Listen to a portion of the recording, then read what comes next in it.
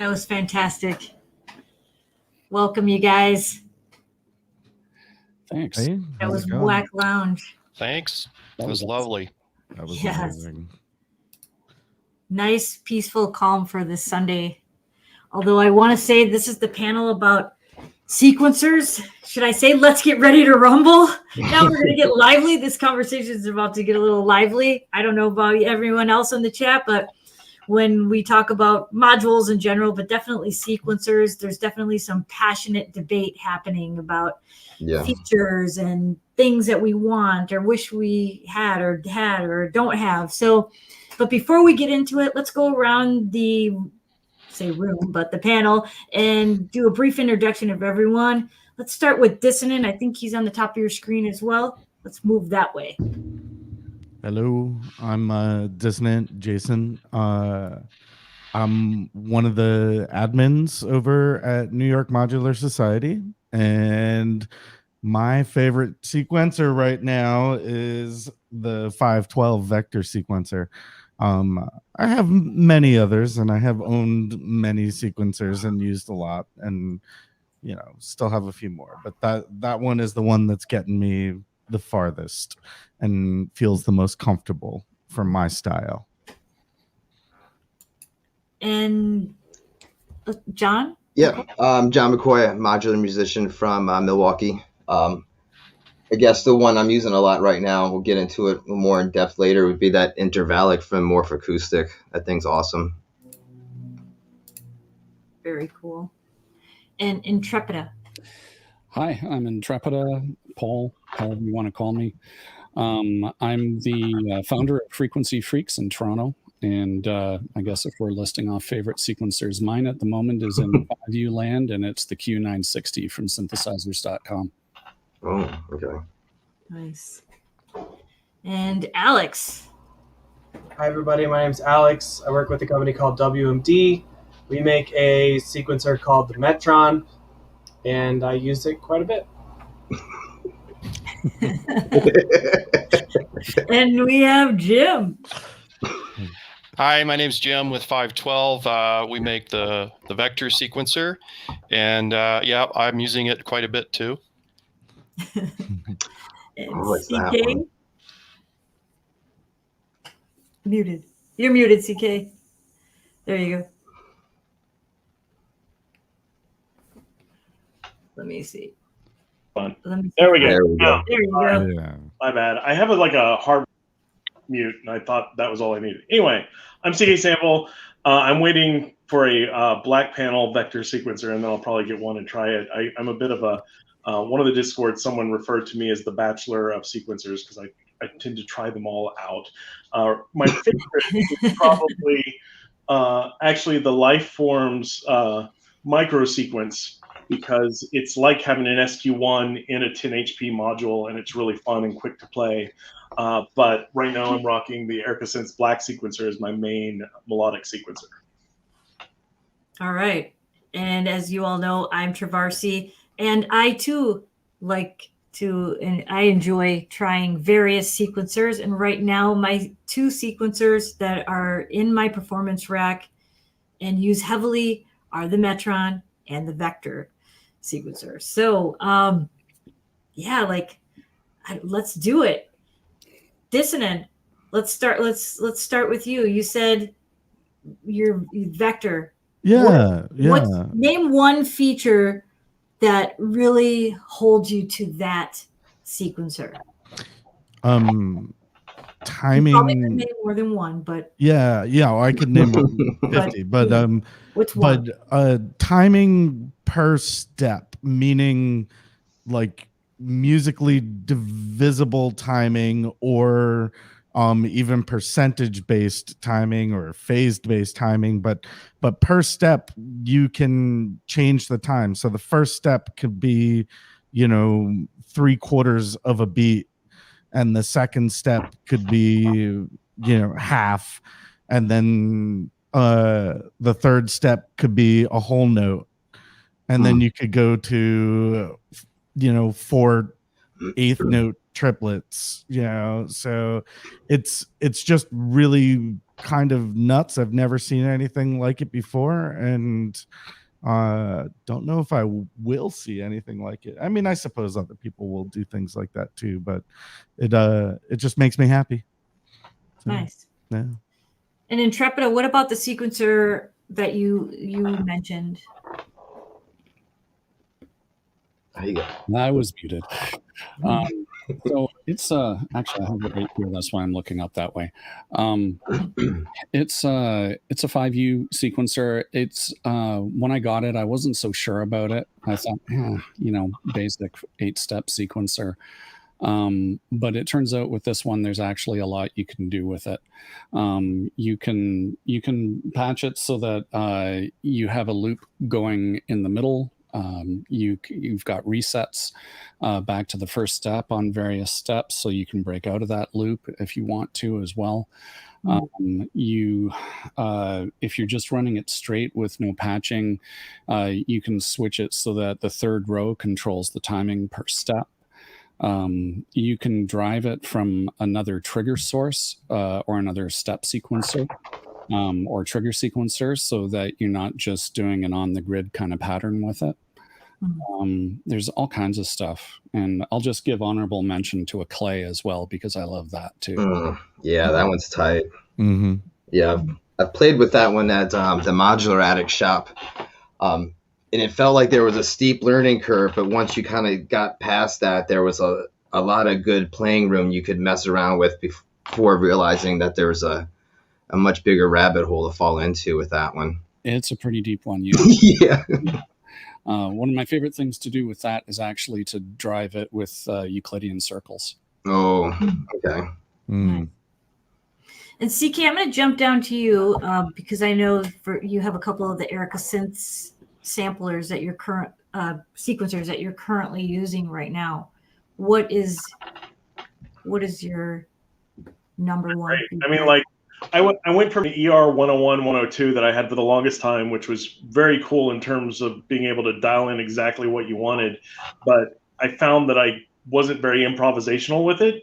And with the black sequencer, like the magic button on it is amazing. You can actually, in the settings, set up parameters for the magic button for what I do. It basically randomizes a whole set of parameters. So I use that to, like, I'll set the quantization to a certain scale for all 4 channels usually, and have like a low note and a high note that I set, and then I'll just randomly hit magic throughout a set and quickly create new patterns as I'm going, and which works really well for like the 4/4 type of techno that I do.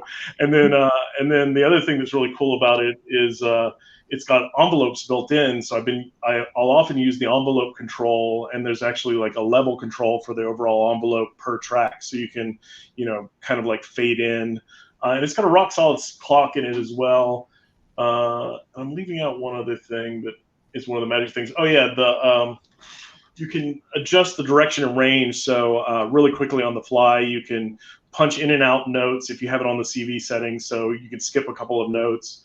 But one of my favorite things to do is to take like a 16-step sequence that's been playing for a while, and then all of a sudden shorten it down to 3 of the notes in there. And then you can shift basically those 3 notes around the pattern.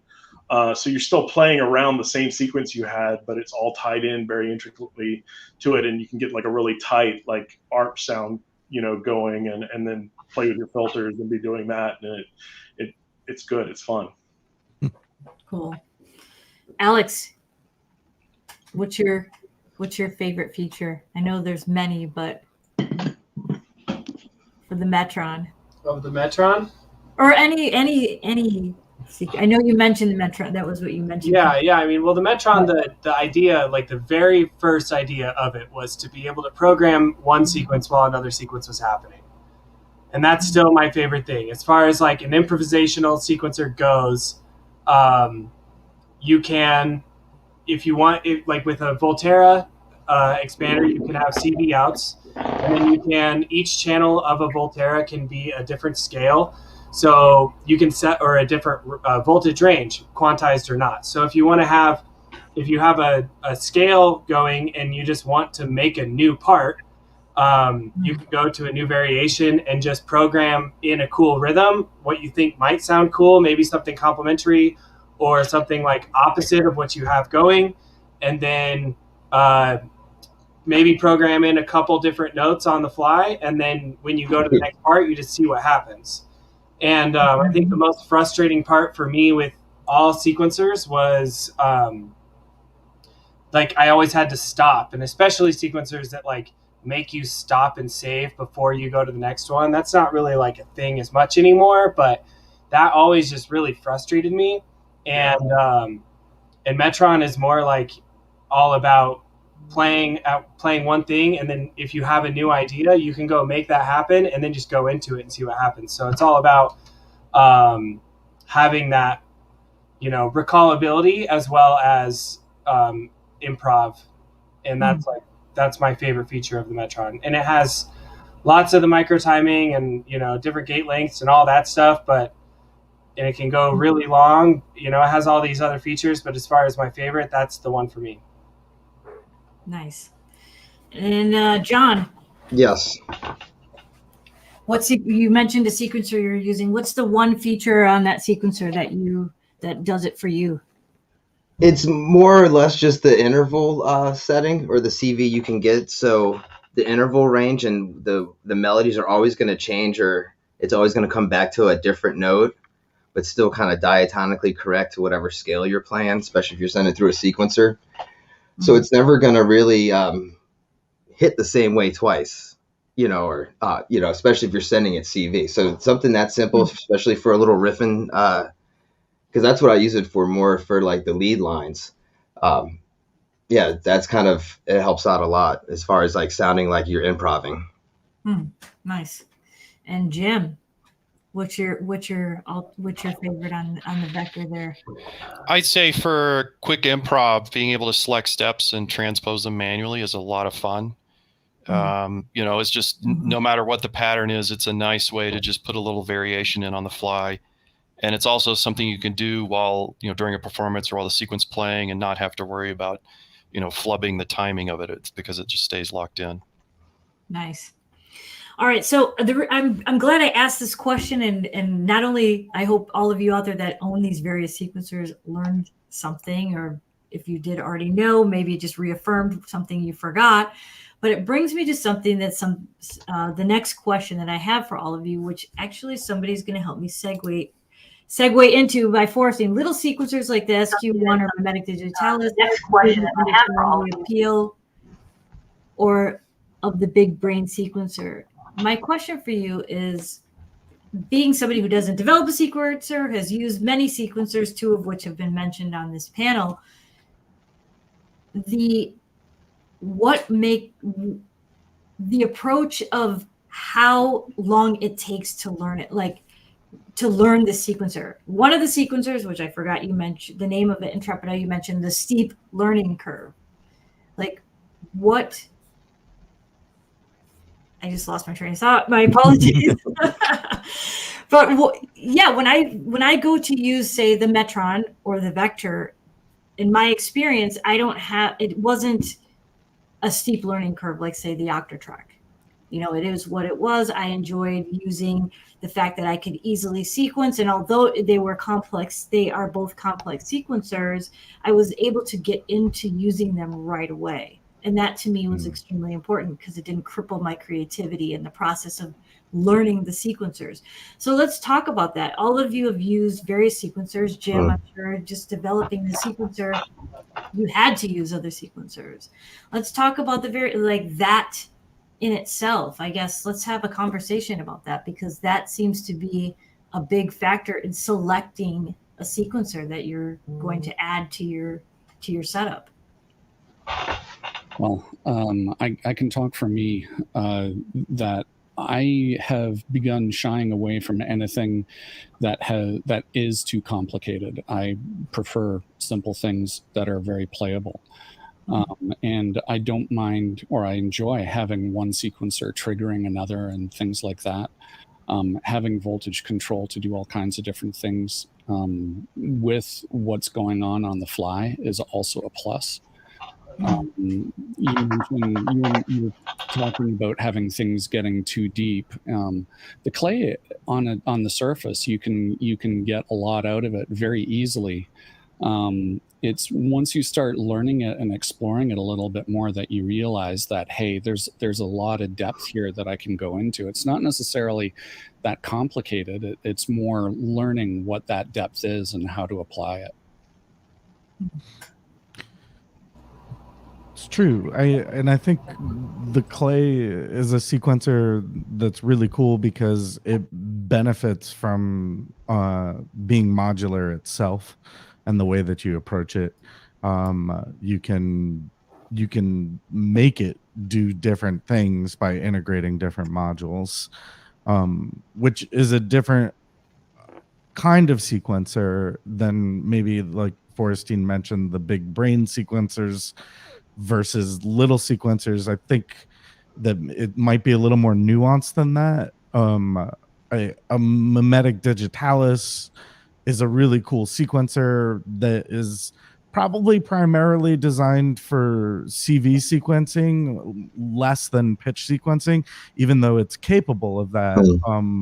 I think that it's more designed as like a preset kind of sequencer, meaning you can set up your sequence and it's a preset for that particular module, which is something that like the voltage block might fall into, or the newer one, the Maestro, might maybe not so much that one. That's not exactly a sequencer. It's more an LFO. But my point being, the difference between these little sequencers, like when I think little sequencer, I think, 4 steps, CV sequencer, and that's it, right? And it's really simple. Maybe it's 4 HP or 8 HP or something. And those can be used for pitch and harmonic or pitch related content, but typically they're used for other things. So it's strange when you talk about the big brain sequencer, it's not any different than the 4-step sequencer. It's just that it might have more channels and it might be able to go for more steps, and you might be able to chain patterns together and do some of the things that Alex was mentioning, and about being able to build up another sequence while a sequence is playing. So it builds on the same basic concept as the SQ1 or the mimetic digitalis or a 4-step sequencer. It's just gives you more options. It allows you to go further compositionally. Yeah, and as far as like Metron goes, it was originally designed as a 16-track gate sequencer, and that's what we really needed and wanted. And then moving on to the expanders, that kind of Volterra is very similar to voltage block, very similar to mimetic digitalis. One of the big things is that if you change, if you change patterns, then they all change together. Mm-hmm. And I'm a person that uses multiple sequencers all the time. I use the Launchpad Pro Mark III for a lot of melodic sequencing now. I use Metron and Volterra for CV and gate sequencing. And then I use a sampler a lot. I use the Rossum Assimilator. So when I want to go from one song to the next, I have 3 different locations. I have to press, go to the next thing, or figure out the next, and if I want to change kits, that's 3 buttons I have to hit all at the right time. And none of them actually work in the exact same way. So I have to hit those buttons at different times to make everything happen. And that's a lot to keep in mind. Whereas the way that Metron was designed is the small sequencer mentality of having multiple different parts. But now when you want one thing to happen, it'll all happen together. And like I said, I still don't even, quite use it. That's not my only sequencer in my rig. But that is one benefit of it. And I think it's interesting. I really love simple analog sequencers. One of my favorite sequencers is the one from the Roland System 100 back in the day. It's just an 8-step sequencer. You literally just change the knobs. You can make a couple steps, repeat every once in a while. Very similar to the, I guess Metropolis was built around that idea, but that's an awesome sequencer. But as far as doing any sort of changes or anything like that, that's all real time. It's not necessarily, there's no saving or anything like that, which is, one of the big benefits of modern sequencers. Yeah, I like what Dysonant 007 in the chat just said a minute ago about the newer complex sequencers seem to have lots of little simple sequencers in them, and that's one of the reasons I like the black sequencer.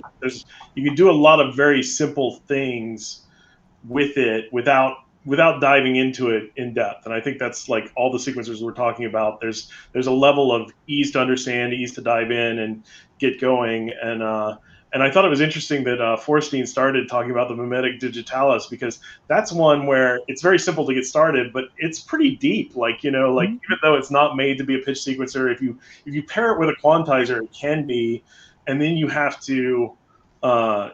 just have to learn all the key combos for it to really unlock its full potential. It's a great little sequencer.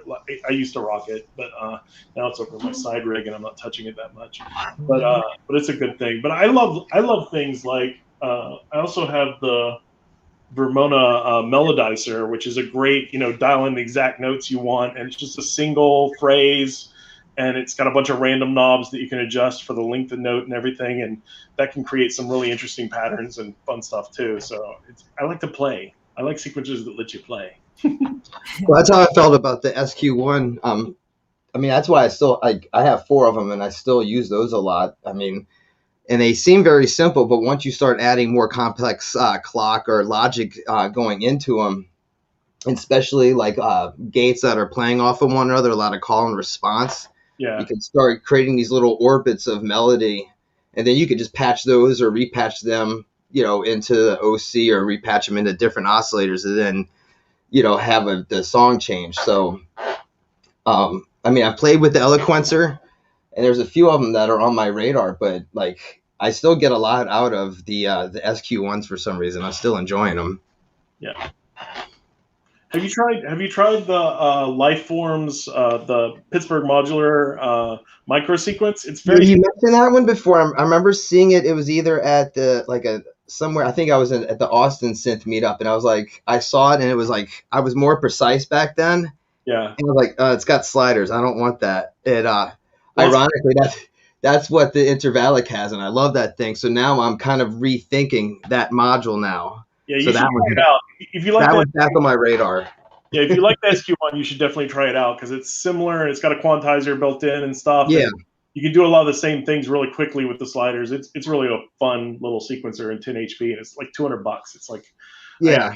I impulse bought it, and I sold it, and then I bought it again because I was like, why did I sell that? That's the most fun little module. Anyway. Yeah, things changed a lot once I got the Ornament and Crime, where I can mask out certain notes, or this thing's going to be in this mode and this and that, and this is going to change key here and there. So I stopped getting less precise with the sequencing on the SQ1s, because I would sit there and with each oscillator, all right, that's the D, that's the F. So now my mode of playing is just kind of letting these things just kind of play, the melodies play themselves out. So that's why that Lifeforms, I kind of wanting to look back at that, or the Eloquencer, where it has all those. Seems really easy to put probability into everything. Has anybody here used the Eloquencer? Jim, did you have something to add to that? Yes. I saw you trying to unmute and mute. Jim, were you trying to jump in there? I saw you trying to. No. I was just leaning forward. But I since I'm unmuted, I think something I see a lot is small sequencers paired with bigger sequencers. And in particular, as a way to kind of jump in during a performance and noodle around with something, or you want a little kernel of an idea to play with before you start building a more elaborate arrangement.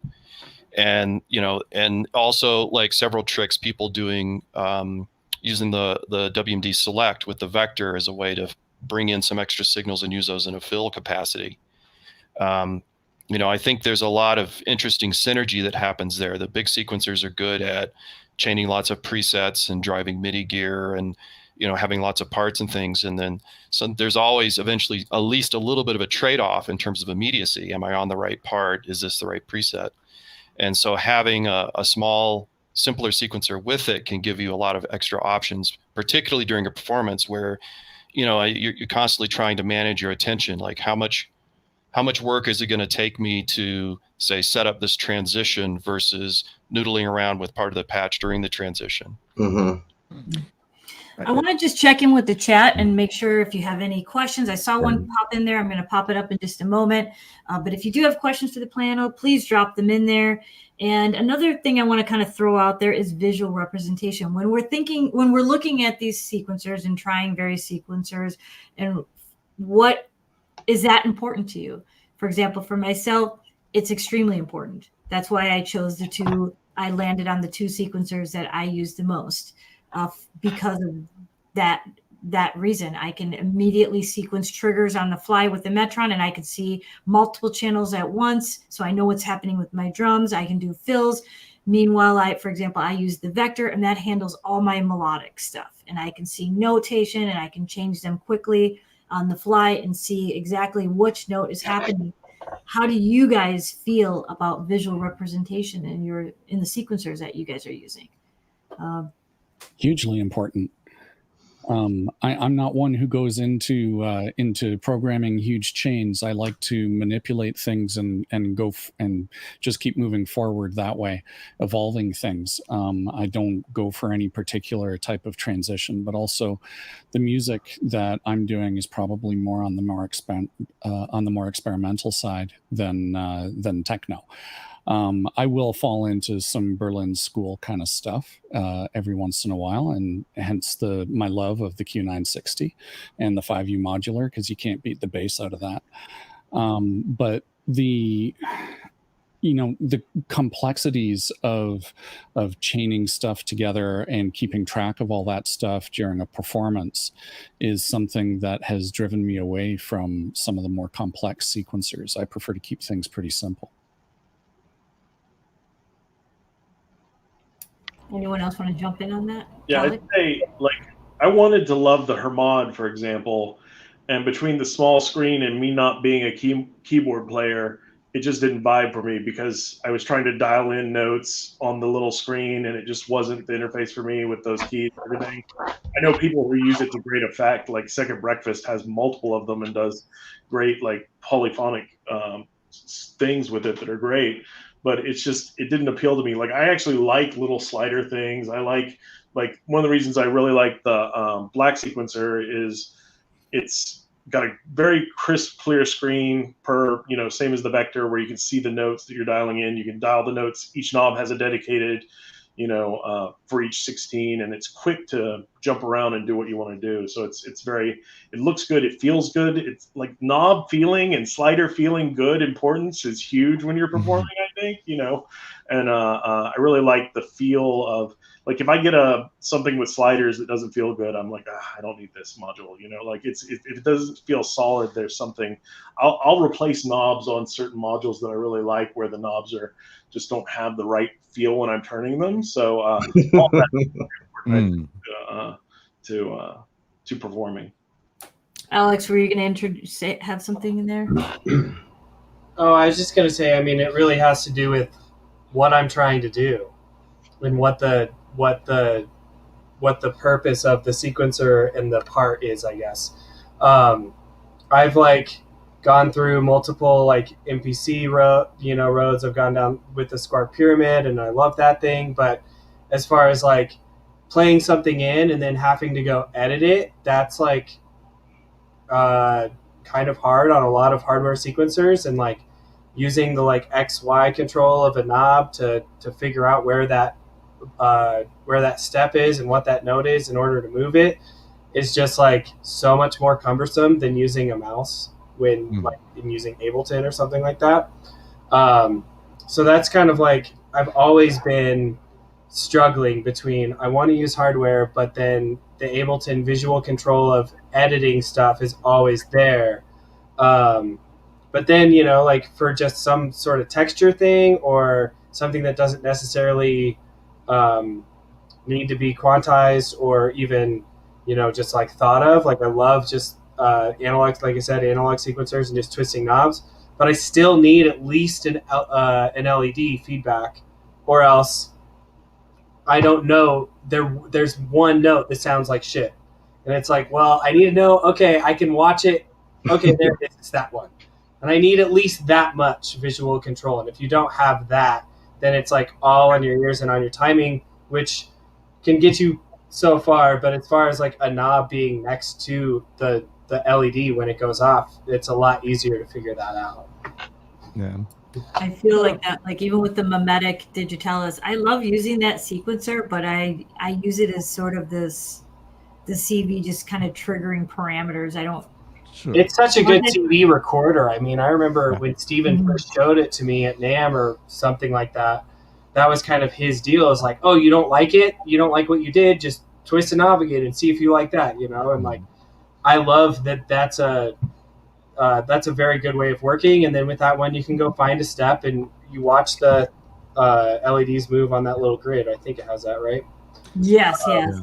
And Yeah. so you can go find it, you know, you can go find a note that you don't necessarily like if you like the rest of the sequence. And I think that's what got me so into modular in the very beginning. I had a Pittsburgh simple sequencer. It was like an 8-channel, 8 knobs, 8, not even 8 channel, just 1 channel, 8-step sequencer. And that thing was so awesome because you could just look at it and be like, oh, that one note sucks, but the rest of it's pretty all right. I just have to turn that one knob. And that kind of helped me. That helped me get into modular and then helped me steer myself into bigger, more brain-like sequencers. And then developing Metron was a big, you know, we thought of that a lot of, you need to be able to watch it and say, oh, it's that step. And then with Metron, you just hold that step and turn the knob. But we tried to keep it as much like an old school analog sequencer as we, you know, could, because that's what we felt made the most sense to us. Yeah. What you see is what you get. Has its benefits in any interface, for sure. And absolutely, I don't think there's any right or wrong thing when it comes to knobs or sliders or buttons. I think it really comes down to how those things work together and how well they work together and how you build an interface and the functionality around it. For example, going back to the Mimetic Digitalis, it's a really smart interface with very minimalistic design. You have one knob, you know, and and a bunch of buttons, and you can do everything with it, and it's really fast. So, but that's the way it's designed, and it's only designed to do so much, and it can be really fun.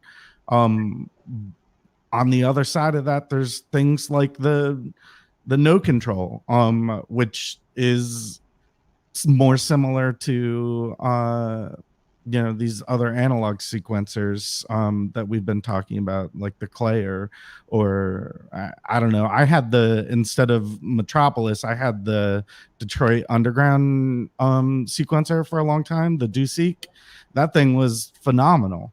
I mean, it was just so cool, but people would get frustrated. I read comments about it. People were frustrated because it was only 2 octaves and it wasn't quantized and it didn't do all these. It was only 1 channel, and it's like, well, it's an analog sequencer and it's 8 steps. Like, what are you expecting from something like this? But to go back to the interface real quick, sliders are useful when you need to move more than 1 step at a time. Like, you can turn 2 knobs with your hands. That's it. You can press lots of buttons with your fingers, and you can move lots of sliders with your fingers simultaneously. And those are some of the advantages and disadvantages of those physical advantages and disadvantages of those interfaces. But it's how you implement it. Exactly. Yeah, I think it's kind of important to me. Like that's one reason why I've always shied away from the nerd seek, even though I see really cool people doing stuff. It's mostly the screen issue. It's just I can't. Uh, it's hard to really focus on that screen, especially with a bunch of LEDs and LFOs and everything else shining.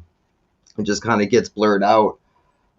Whereas the WMD one, like when I was just searching, looking stuff up for this thing, I'm like, just looking at that for a few minutes, you're like, oh, I can figure out the layout of this thing, and it could be kind of dark, but once you know that module, you can kind of get your hands around it, so it's kind of nice. And then like the vector is just real clean, simple LED, so like that's nice. And like how like that's what I liked about the SQ1s was be able to pick out the wrong notes really easy. It's just since those knobs are really small, I'm not sure exactly what note I'm hitting, but sometimes if something's off, it's that note and you just move it to where it sounds good. But as far as like something with real minimal interface, that NLC Bindaba, I don't know if anyone else has played with that sequencer. That was probably the most fun thing I've played with in a long time. I did some demo stuff video with it for Modular Addict, and that thing was just wacky. Like his stuff is just wacky in general. Yeah, that sequencer's nuts. Cool. I wanted kind of, since we are talking about sequencers, we need to talk about all types of sequencers. Jim, I know you develop numerology, and maybe you can speak a little bit on that. There was a question also in the chat. Are you strictly speaking about hardware sequencers? So no, let's talk about iOS-based sequencers, VREC, numerology. What kind of input can you talk about with that? I haven't actually tried numerology, but I understand that that's the birth of how you came to develop the vector. Yeah. The vector is basically a concise hardware implementation of numerology. The core sequencing algorithm is actually the same. And then some new things popped up, particularly chance operations in the vector. But say the part where all the 8 parts on the vector, each one has a main sequence and then 2 subsequencers, and that's straight out of numerology. That idea of having a simpler sequence modulate your main sequence. And so for me, in terms of like designing the vector, I knew I wanted to have the displays with the knobs underneath.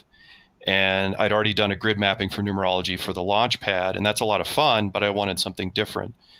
And I think in terms of, designing a sequencer, but also selecting a sequencer, it's like, okay, what's kind of the model behind how this is organized, right? Like what's the thought pattern that you go through when you're using it? And, numerology had kind of a specific way of doing things. It's very flexible, but it's very much about combining sequences working on each other.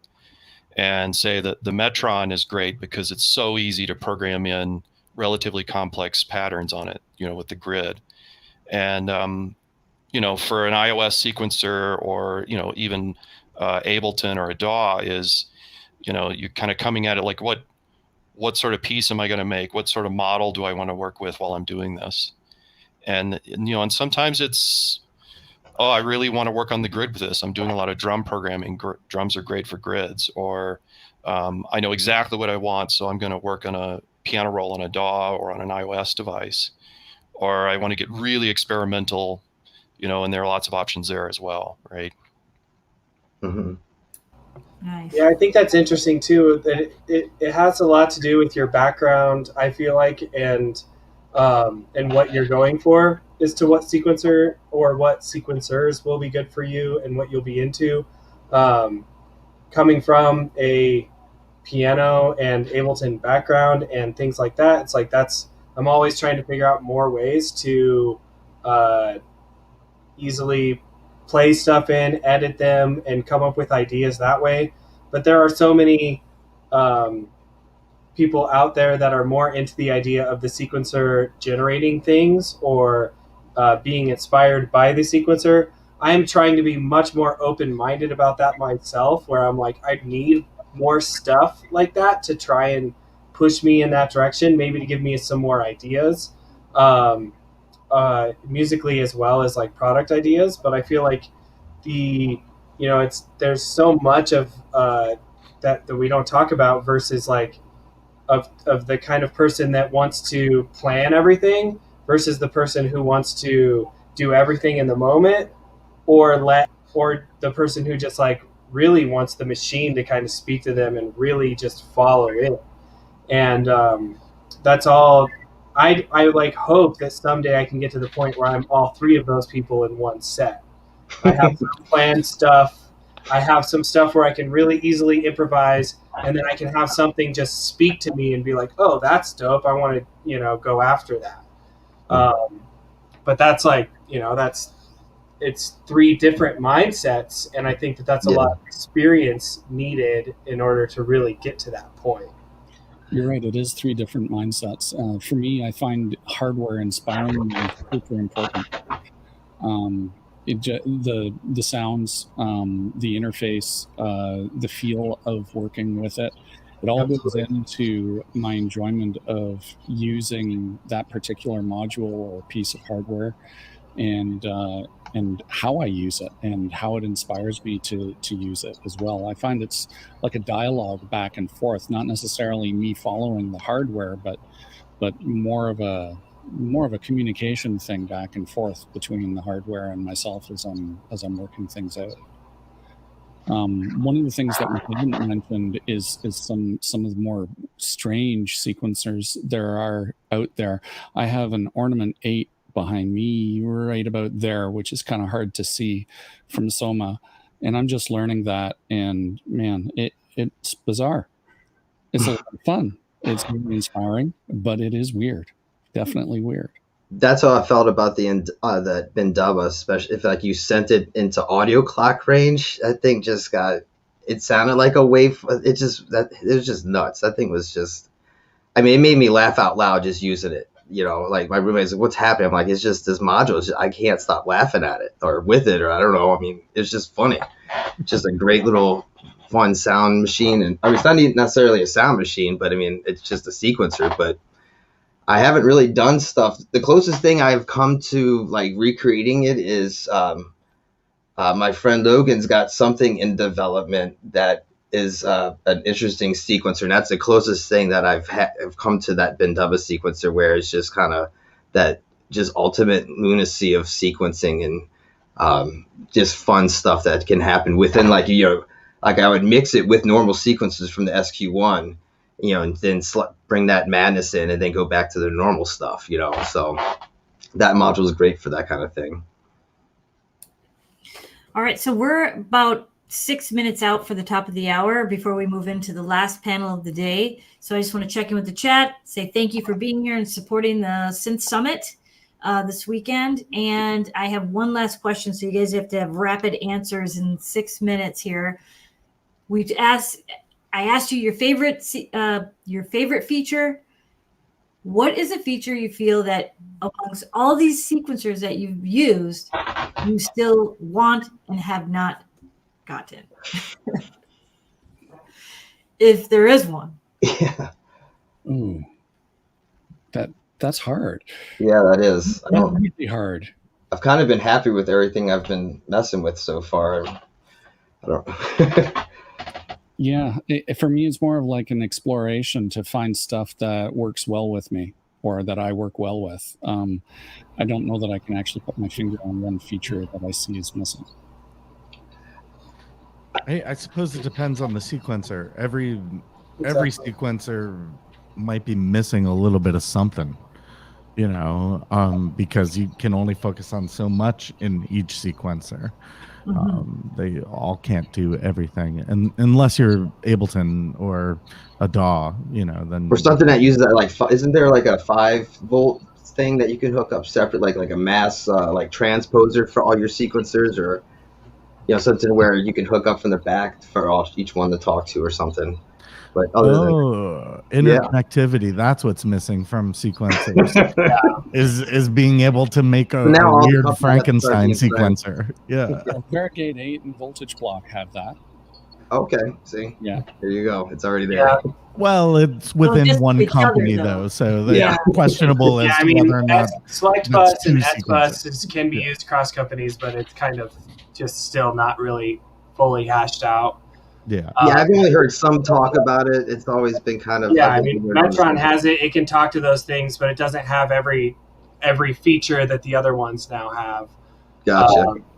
But yeah, I feel like my like for me, smart random is kind of the thing that I am missing, where it's like I want to program something and then just randomly generate a sequence based on the sequence I've already made. And I think that would really help a lot of the people that I was speaking to and about earlier, where it's like, you want the machine to give a lot more back to you, something that has a little bit more feedback that you can kind of seed it. I know the sequencer inside of the Cyclone TT303 is kind of like that. You give it parameters and then it will generate a 303 style sequencer or sequence based on what you've put in there.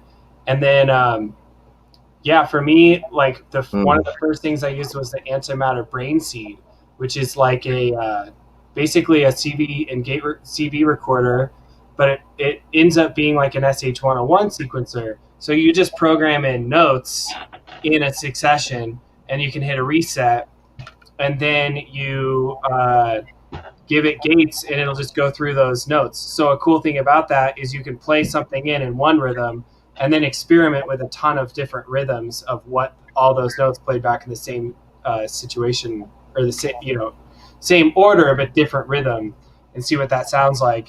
And that's a fun thing that I think more like bigger brain sequencers could try and implement, is the decoupling of the gates and the voltage.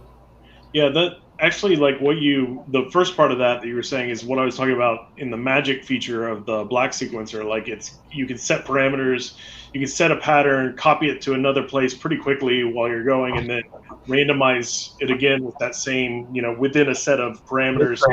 Yeah. We can get something cool. And then it does have gate control, so you can kind of approximate what you're doing. The one thing that I wish it had, and this is one of the things that I miss from the ER 101, 102 that I used to have, is the way you have to basically program in the gates separately from programming in the notes on two different screens. And I wish I could just set each note a duration for the note, because on the ER 101, one of the features that I loved about that sequencer is I could set the note and set how long the gate would be open, and also how long the note itself would play within that. And the fine-tuned controllability of that lets you like play like a quarter note, a half note, a 4-bar note, and have it all varied throughout the sequence easily.